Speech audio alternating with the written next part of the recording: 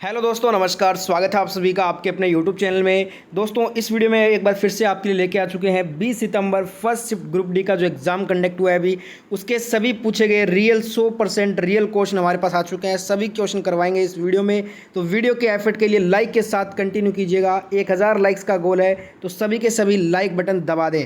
First question आपके screen पर आसान क्वेश्चन था। हिंदी को भारत की आधिकारिक भाषा के रूप में कब अपनाया गया था? हिंदी को भारत की आधिकारिक भाषा के रूप में दोस्तों 14 सितंबर 1949 को अपनाया गया था, तो ये आपका करेक्ट हो जाएगा।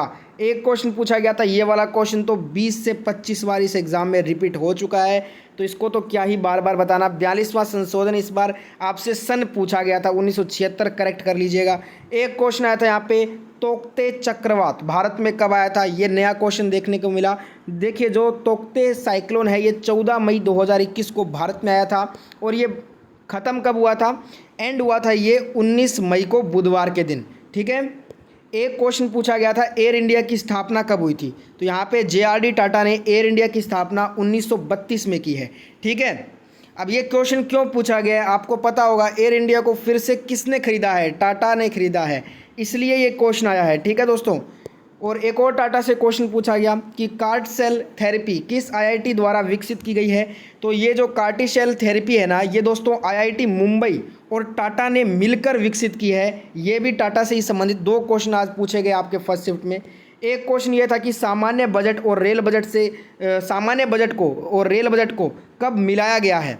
अब देखिए, रेलवे से प्राप्त आय अनुपातिक रूप से बहुत ही अधिक थी, लेकिन इस 92 ईयर पुरानी परंपरा को तोड़ते हुए मोदी सरकार ने वर्ष 2017 में इसका जो है ना आम बजट में विलय कर दिया था। तो यही आपसे पूछा गया था कि सामान्य बजट और रेल बजट को कब मिलाया गया? 2017 में मिलाया गया। और अंतिम बार 25 फरवरी 2016 को रेल बजट पुरानी परंपरा के तहत अलग से पेश किया गया था। लास्ट टाइम रेल बजट अकेला कब पेश हुआ था? 25 फरवरी 2016 को। और विलय कब कर दिया गया इसमें सामान्य बजट के साथ? 2017 को। ठीक है। एक क्वेश्चन आया अमृत महोत्सव से, कल भी पूछा था, आज भी पूछा है। अमृत महोत्सव के 5 से ज़्यादा बार क्वेश्चन आ चुके हैं इस पूरे ग्रुप डी एग्जाम में। देश के प्रधानमंत्री श्री नरेंद्र मोदी जी ने देश की 75 जो सालगिरह है, इसे मनाने के लिए मार्च 2021 में ही गुजरात के साबरमती आश्रम से अमृत महोत्सव का ऐलान किया था। अब यहाँ पे देखिए, आपसे पूछा था अमृत महोत्सव किस राज्य में शुरू हुआ, तो ये मार्च 2021 में गुजरात के साबरमती आश्रम से शुरू हुआ था। एक क्वेश्चन आया था, आधुनिक आवर्त सारणी में कितने प्राकृतिक तत्व है? 10 से ज़्यादा बार क्वेश्चन ये रिपीट हो चुका है। टोटल 118 तत्व हैं, जिसमें प्राकृतिक आपसे पूछा था, प्राकृतिक तत्व 94 हैं। यही आपका करेक्ट आंसर होगा। जो बचे हैं ना 24 तत्व, ये कौन से हैं? ये दोस्तों मानव कृत्रिम रूप से बनाए गए हैं। एक क्वेश्चन आया था मिलन अभ्यास, ये कहाँ पे हुआ है? करंट अफेयर से डायरेक्ट क्वेश्चन पूछा गया फरवरी 2022 से। भारतीय नौसेना के बहुपक्षीय अभ्यास मिलन 2022 का नवीनतम संस्करण का आयोजन 25 फरवरी 2022 से सिटी ऑफ डेस्टिनी के रूप में विख्यात शहर विशाखापट्टनम में किया गया। विशाखापट्टनम ऑप्शन में मेंशन था, तो यही करेक्ट करना था। एक क्वेश्चन आया, यहाँ पे थोड़ा सा गलत हो सकता है। देखिए, यहाँ पे क्वेश्चन मेरे को स्टूडेंट ने भेजा कि 1 अप्रैल 2022 को मुख्य चुनाव आयुक्त कौन है? तो ये थोड़ा सा क्वेश्चन में मिसप्रिंट है, क्योंकि जितना मेरे को पता है कि मई 2022 में Rajiv Kumar ji 25वें chief election commissioner बने थे इंडिया के, और इन्होंने रिप्लेस किया था सुशील चंद्रा को, जो कि 24वें मुख्य चुनाव आयुक्त थे भारत के। अब या तो आपसे सुशील चंद्रा जी के बारे में पूछा गया, क्योंकि मई से पहले तो वही थे, और या फिर आपको राजीव कुमार का अगर पूछा है ना, तो क्वेश्चन में मई 2022 मेंशन किया होगा। बताइएगा एग्जैक्ट सवाल क्या था। ठीक है, जिनको भी याद है। एक क्वेश्चन आया था, निम्नलिखित में से कौन सी नदी नेपाल में निकलती है और गंगा में बहती है? अब ये वाले क्वेश्चन में थोड़ा सा मैं कंफ्यूज हूँ। अब देखिए, अगर क्वेश्चन ये पूछा है कि नेपाल में निकलती है और गंगा में बहती है, तब तो इसका आंसर कोसी नदी होगा, जिसे बिहार का कोस कहते हैं, सो कहते हैं, सॉरी। हाँ, पर अगर क्वेश्चन में मेंशन किया हुआ था करनाली, जिसे घाघरा बोलते हैं। अब यहाँ पे देखिए, ये वाला थोड़ा डिटेल से समझिएगा। घाघरा, जिसे करनाली भी कहा जाता है, ये एक बारहमासी नदी है जो मानसरोवर झील के पास तिब्बती पठार से निकलती है। करनाली नेपाल में, यहाँ पे देखिए साफ साफ लिखा है, करनाली नेपाल में हिमालय से कटती है और भारत में ब्रह्मा घाट पर शारदा नदी में मिलती है। साथ में वे घाघरा नदी बनाते हैं जो गंगा की एक प्रमुख बाएं किनारे की सहायक नदी है। ठीक है, और एक स्टूडेंट के द्वारा कन्फर्म किया गया कि ऑप्शन में करनाली दिया हुआ था, तो मेरे हिसाब से आपसे करनाली ही पूछा गया था, वही आपको करेक्ट करना था। जो यहाँ पे मैंने आपको कोसी वाला करवाया है ना, इसका आंसर कब होता कोसी, जब सवाल में मेंशन होता कि नेपाल में निकलती है और गंगा में बहती है डायरेक्ट, तो इसका आंसर होता कोसी।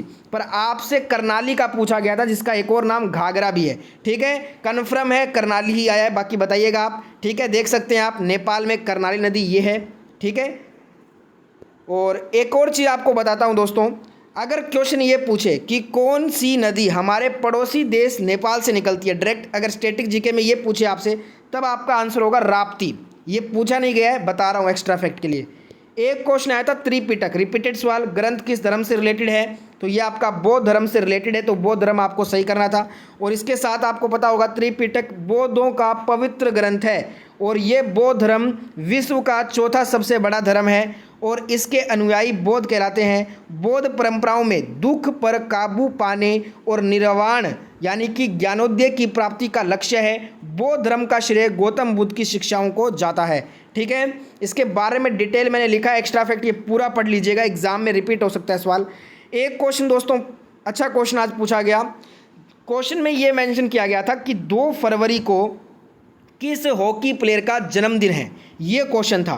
तो यहाँ पे जब मैंने इसको सर्च किया, क्योंकि मेरे को भी ये नहीं पता था, कुंवर दिग्विजय सिंह को, इनका जो है ना ये हॉकी प्लेयर थे और इनका जन्मदिन 2 फरवरी को आता है, तो यही सवाल में मेंशन किया हुआ था। बताइएगा दोस्तों, जो मैंने यहाँ पे लिखा है सवाल, ये बिल्कुल सही है या कुछ इससे अलग पूछा गया था। ठीक है, बाकी अगर 2 फरवरी का जन्म दिवस हॉकी प्लेयर का पूछा था तो आपका आंसर कुंवर दिग्विजय सिंह ही होगा। अब यहाँ पे एक और क्वेश्चन बनता है इससे रिलेटेड, भारत का राष्ट्रीय खेल दिवस किस हॉकी खिलाड़ी के जन्म दिवस पर मनाया जाता है, तो ये तो क्वेश्चन बहुत बार आता है। ध्यानचंद जी के, हॉकी के महानायक प्लेयर ध्यानचंद जी के सम्मान में प्रतिवर्ष 29 अगस्त को राष्ट्रीय खेल दिवस मनाते हैं हम। भारत सरकार ने उनके जन्मदिन को 2012 से राष्ट्रीय खेल दिवस के रूप में मनाने का निर्णय ये लिया था। मेजर ध्यानचंद के बारे में ध्यान रखिएगा, 3 ओलंपिक गोल्ड मेडल जीते थे इन्होंने। 1936 में बर्लिन ओलंपिक खेलों में ध्यानचंद जी को भारतीय हॉकी टीम के कप्तान के रूप में नियुक्त किया गया था। और अब तो इनसे रिलेटेड एक सबसे इंपॉर्टेंट सवाल आता है, भारत का सबसे बड़ा खेल का पुरस्कार जो पहले राजीव गांधी के नाम पे था, अब इनके नाम पे कर दिया गया है। ठीक है, तो मेजर ध्यानचंद खेल रत्न पुरस्कार से क्वेश्चन तो आपने सुने ही होंगे, बार बार रिपीट हो रहे हैं। एक क्वेश्चन फिर से आपका कंप्यूटर से आया कि राष्ट्रीय सुपर कंप्यूटिंग मिशन के तहत हाल ही में कमीशन किए गए सुपर कंप्यूटर परम प्रवेगा की क्षमता कितनी है। एक स्टूडेंट ने बताया कि इसकी क्षमता नहीं पूछा था, इसको कहाँ स्थापित किया गया है, उस आईआईटी संस्थान का नाम पूछा था। दोनों आपको बता देता हूँ, आप बताइएगा कौन सा पूछा गया था। अगर इसकी क्षमता आई है तो इसकी क्षमता है 3.3 पेटाफ्लॉप्स। ठीक है, और एक स्टूडेंट ने कन्फर्म किया कि यहाँ पे इसकी क्षमता नहीं बल्कि ये पूछा था कि ये कहाँ पे स्थापित किया गया है, तो ये दोस्तों भारतीय विज्ञान संस्थान बेंगलुरु ने सुपर कंप्यूटर परम प्रवेग जो है वो स्थापित किया है, तो ये आपका करेक्ट होगा, भारतीय विज्ञान संस्थान बेंगलुरु। ठीक है दोस्तों, और भारत का पहला सुपर कंप्यूटर कौन सा था, परम 8000 था।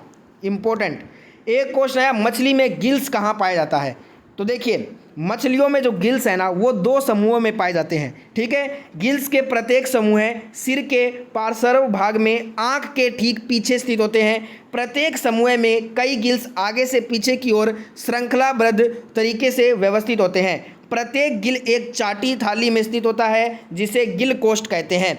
अब या तो क्वेश्चन में गिल कोष्ठ ऑप्शन में दिया होगा, बताइएगा ऑप्शन क्या क्या मेंशन किए गए थे और इसका स्पष्टीकरण करूँ ना मैं, तो मछली की जो श्वसन प्रणाली आपने सुना होगा श्वसन प्रणाली के बारे में। इसमें क्या होता है, अधिकांश मछलियाँ क्लोम जिसे गिल बोलते हैं, इसके माध्यम से पानी में घुलित ऑक्सीजन को अवशोषित करती है। मुँह के माध्यम से लगातार लिया जाने वाला पानी क्लोम बार और गिल फिलामेंट्स के बीच पीछे की ओर गुजरता है जहां गैसों का आदान प्रदान होता है। मेरे को ये वाला क्वेश्चन का आप ऑप्शन ज़रूर मेंशन कीजिएगा।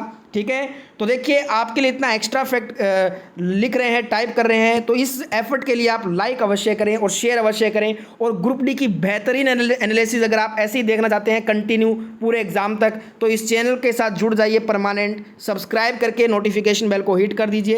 एक क्वेश्चन आया था, बाएं से दाएं जाते हुए आवर्त सारणी के बारे में निम्नलिखित में से कौन सा स्टेटमेंट गलत है। तो एक स्टेटमेंट यहाँ पे मिला है कि परमाणु त्रिज्या में वृद्धि होती है जब हम आवर्त सारणी में बाएं से दाएं जाते हैं। ये वाला स्टेटमेंट बिल्कुल गलत है, क्योंकि जब हम आवर्त सारणी में बाएं से दाएं बढ़ेंगे तो परमाणु त्रिज्या घटेगी ना कि बढ़ेगी। ठीक है, और इसके साथ आपको ध्यान रखना है, आवर्त सारणी में बाएं से दाएं जाने पर प्रोटॉन संख्या बढ़ती है, दाएं से बाएं जाने पर परमाणु द्रव्यमान बढ़ता है, जिनमें कुछ अपवाद हैं। ठीक है, जैसे जैसे आप आवर्त सारणी में बाएं से दाएं बढ़ते हैं, वैद्युत ऋणात्मकता भी बढ़ती जाती है। आवर्त सारणी में आयनीकरण ऊर्जा बाएं से दाएं की ओर बढ़ती है। अब यहाँ पे इनसे सवाल बार बार रिपीट हो रहे हैं। ठीक है, एक क्वेश्चन आया था, किस अधिनियम के तहत भारत के सर्वोच्च न्यायालय की स्थापना की गई थी। अब देखिए ये अच्छा क्वेश्चन पूछा गया था, तो मैं आपको बता दूं, जो आपका सही उत्तर होगा वो होगा विनियमन अधिनियम 1773 के तहत जो है ना भारत के सर्वोच्च न्यायालय की स्थापना हुई थी। ऑप्शन में ये जरूर दिया होगा, यही करेक्ट करना था। विनियमन अधिनियम 1773 की घोषणा ने कलकत्ता, जिसे अब कोलकाता बोलते हैं, इसमें पूरी शक्ति और अधिकार के साथ रिकॉर्ड के कोर्ट के रूप में सर्वोच्च न्यायालय की स्थापना की। लॉर्ड वॉरेन हेस्टिंग उस समय बंगाल के गवर्नर जनरल थे। ठीक है दोस्तों, और भारत में सुप्रीम कोर्ट की स्थापना तो आपको पता होगा कब हुई थी, 28 जनवरी 1950 को हुई थी। भारत में सर्वोच्च न्यायालय का उद्घाटन 28 जनवरी 1950 को हुआ था। यह 1935 के भारत सरकार अधिनियम के तहत स्थापित भारत के संघीय न्यायालय के क्रम में आया था। भारतीय संविधान के अनुच्छेद 124 के तहत भारत के सर्वोच्च न्यायालय का गठन और स्थापना हुआ था। यह आर्टिकल पूछा जा चुका है एक बार ग्रुप डी में, ध्यान रखिएगा। इसी से मिलता जुलता एक और सवाल आपसे पूछा जा सकता है, भारत सरकार अधिनियम 1935 के द्वारा स्थापित संघ में अवशिष्ट शक्ति किसे दी गई थी। ये वाला सवाल आगे आ सकता है, तो देखिएगा इसका सही उत्तर होगा वायसराय को। भारत सरकार के अधिनियम 1935 के तहत वायसराय में अवशिष्ट विधायी शक्तियां निहित की गई हैं। भारत के संघीय न्यायालय की स्थापना है वो भारत सरकार अधिनियम 1935 के तहत दिल्ली में की गई थी। ठीक है, एक क्वेश्चन यहाँ पे पूछा गया, पौधे के जनन अंग कौन से हैं। यहाँ पे देखिए कन्फर्म मिला है क्वेश्चन ये मेरे को कि पौधा का जो मादा जनन अंग का भाग पूछा था तो स्त्री केसर हो जाएगा। पुष्प में एक आपका होता है दोस्तों पुंकेसर, एक होता है स्त्री केसर। तो मादा जनन अंग का भाग पूछा था, कन्फर्म किया स्टूडेंट ने, तो ये हो जाएगा आपका स्त्री केसर। ठीक है, इनमें से कौन जिला प्रशासन के अंतर्गत नहीं आता है। ये वाला सवाल का विकल्प जिनको याद है दोस्तों, जरूर आपसे विनती है इस वाले सवाल की अगर विकल्प याद है तो कमेंट कीजिएगा। ऑल शिफ्ट में मेरे को ये कवर करना है। एक क्वेश्चन यहाँ पे पूछा गया, खेलो इंडिया यूथ गेम्स में किस मंत्रालय के अंतर्गत ये आता है। तो देखिए दोस्तों इसको समझते हैं अपने। खेलो इंडिया यूथ गेम्स 2021 का जो आयोजन हुआ ये हरियाणा सरकार में भारतीय खेल प्राधिकरण और केंद्रीय युवा मंत्रालय और खेल मंत्रालय के द्वारा संयुक्त रूप से किया गया। तो यहाँ पे ऑप्शन में मेंशन हुआ था कि केंद्रीय युवा मामले और खेल मंत्रालय के द्वारा ये यहाँ पे जो है ना खेलो इंडिया यूथ गेम्स अंतर्गत आता है। किसके? केंद्रीय युवा मामले और खेल मंत्रालय के अंतर्गत आता है ये। ठीक है, एक क्वेश्चन पूछा था, कोरोना महामारी के बीच जो हेल्पलाइन नंबर आप स्क्रीन पे देख रहे हैं 443, ये जो नंबर जारी किया गया था यह जो टोल फ्री नंबर था, कोरोना से जुड़ी कोई भी जानकारी इस नंबर से आप ले सकते थे या दे सकते थे। और यहाँ पे किस मंत्रालय ने जारी किया, शायद ये क्वेश्चन में मेंशन था। तो अगर मंत्रालय पूछा है तो आयुष मंत्रालय हो जाएगा, या फिर एक स्टूडेंट ने बोला कि आयुष मंत्रालय तो दिया था, हेल्पलाइन नंबर पूछा था, तो आपका ये हो जाएगा। बताइएगा एग्जैक्ट क्वेश्चन जिनको याद है। एक आया था, यदि फोकस दुगना कर दिया जाए तो वक्रता केंद्र में क्या परिवर्तन होगा। अब इससे आसान क्वेश्चन तो नहीं हो सकता, एक हिंट देता हूँ, 2 गुना 4 गुना। जिनको पता है इसका आंसर, वैसे तो सभी को आना चाहिए, इतना आसान क्वेश्चन है, सभी को इसका आंसर कमेंट करके बताना है। एक क्वेश्चन था, फूल में जनन अंग कौन से हैं, तो ये वाला क्वेश्चन करवा चुका हूँ। पुंकेसर होता है नर में, स्त्री केसर होता है मादा में। तो यहाँ पे आज आपसे मादा का पूछा गया था, तो स्त्री केसर आपका करेक्ट होगा।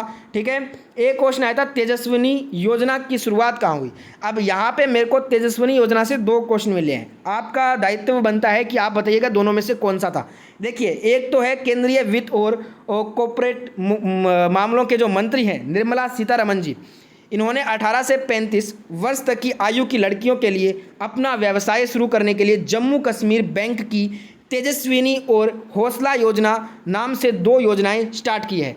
यहाँ पे योजना की शुरुआत कहाँ हुई, तो जम्मू कश्मीर में हुई है। यही क्वेश्चन में मेंशन किया हुआ था। एक और क्वेश्चन स्टूडेंट ने भेजा कि तेजस्विनी योजना किस राज्य से संबंधित है, जिसमें झारखंड मेंशन किया गया था उस स्टूडेंट के द्वारा। तो आप बताइएगा तेजस्विनी योजना झारखंड वाला पूछा है या आपसे जम्मू कश्मीर वाला पूछा है। ठीक है, ज़रूर बताइएगा, ऑल शिफ्ट में कवर करना है इसे। एक क्वेश्चन मशरूम से था, ये वाला भी एग्जैक्ट नहीं मिला है। तो मशरूम ये फंगी होता है। देखिए मशरूम एक फंगी है, इसका वैज्ञानिक नाम क्या होता है, एगारिकस बाइस्पोरस, ये इसका वैज्ञानिक नाम है, साइंटिफिक नेम। एक क्वेश्चन आया था गोंड जनजातियाँ आज के समय में कौन कौन से राज्यों में बहुसंख्या में फैली हुई हैं। तो गोंड जनजातियों की बात करें तो आज के समय में दोस्तों ये छत्तीसगढ़, महाराष्ट्र और आंध्र प्रदेश, ये 3 राज्यों में बहुत मात्रा में जो है ना, सॉरी मात्रा मैंने बोल दिया, बहुत संख्या में ये फैली हुई है। ठीक है, एक क्वेश्चन यहाँ पे पूछा गया था। वैसे आपको बता दूँ, ये आपका जो गोंड जो जनजाति है ना, ये दोस्तों मध्य प्रदेश, महाराष्ट्र, तेलंगाना, आंध्र प्रदेश, बिहार, ओडिशा राज्यों में भी निवास करती है। एक क्वेश्चन था जलीय विलयन को ठोस में बदलने की प्रक्रिया बार बार रिपीट हो रहा है, क्या ही बताना, इजी सवाल। एक क्वेश्चन पूछा गया था यहाँ पे, ये एक क्विज से डायरेक्ट क्वेश्चन आया आज। यहाँ पे मटर के एक शुद्ध लंबे पौधे, ठीक है, यहाँ पे ये जो क्वेश्चन है ये इसमें बस एक ही चेंज था कि यहाँ पे F1 दिया है ना, उसने F2 का आपको पूछा था। ठीक है, तो क्वेश्चन था शुद्ध लंबे पौधे कैपिटल TT और एक शुद्ध बोने पौधे स्मॉल TT में संकरण कराया गया। यहाँ पे F1 नहीं था क्वेश्चन में, F2 के बारे में दिया था। F2 पीढ़ी में शुद्ध लंबे पौधे और बोने पौधे का अनुपात क्या होगा, इसका आंसर आपको कमेंट करके बताना है। F1 का भी बताना है और आज आपसे F2 का पूछा था वो भी बताना है। ठीक है, एक यहाँ पे क्वेश्चन आया था, आसान क्वेश्चन, रिपीटेड सवाल है, Fe प्लस CuSO4 क्यों डिस्प्लेस करता है। तो यहाँ पे इजी है, आपको पता होगा लोहा कॉपर से ज़्यादा रिएक्टिव है, इसलिए ये इसे डिस्प्लेस करेगा। ठीक है, क्या बन जाएगा, FeSO4 और साथ में Cu निकल जाएगा बाहर।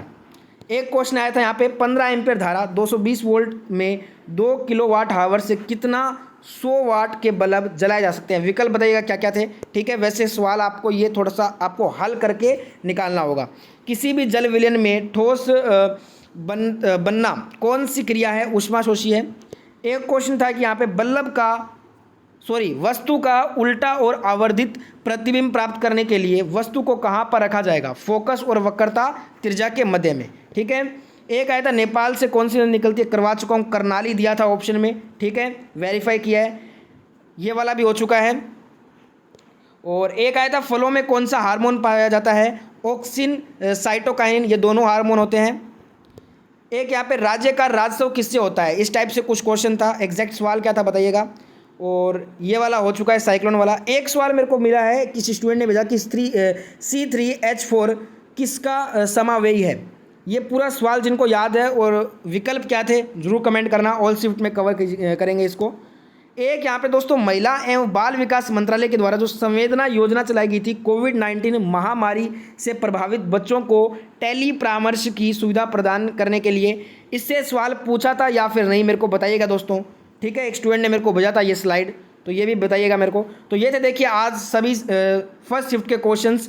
कुछ क्वेश्चन लास्ट मैंने आपको एग्जैक्ट नहीं करवाए हैं क्योंकि मेरे पास जिस टाइप से आए हैं, पर गलत नहीं करवाऊंगा आपको। बहुत सारे यूट्यूब प्लेटफॉर्म आपको आधे घंटे के अंदर फेक चैनल्स करवा देते हैं व्यूज़ के लिए, वो अपने को नहीं करना है। ठीक है, अपने रियल क्वेश्चन करेंगे। और इस बात पे आप लाइक करते हुए वीडियो को एंड कीजिएगा और साथ में सेकंड शिफ्ट के एनालिसिस के साथ आप अपने मिलेंगे। ऑल शिफ्ट में जो भी क्वेश्चन स्पष्ट रूप से नहीं मिले थे उनको भी कवर कर लूँगा। जय हिंद, जय